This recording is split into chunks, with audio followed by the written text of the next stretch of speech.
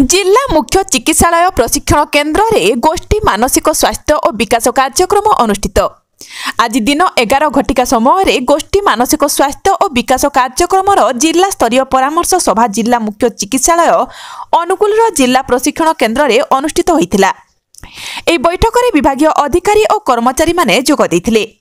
यह कार्यक्रम में मानसिक रोगी को सुविधारे आयुष्मान आरोग्य मंदिर रे औषध जोगाई देबा, भत्ता प्रदान करिबा, भिन्नक्षम सर्टिफिकेट करई देबा, सेमानंकु जीवन जीविका रे अंतर्भुक्त करिबा और सरकारक द्वारा उपलब्ध समस्त सुविधा और सुजोग जोगाई देबा आदि विषय रे आलोचना करा जायतिला।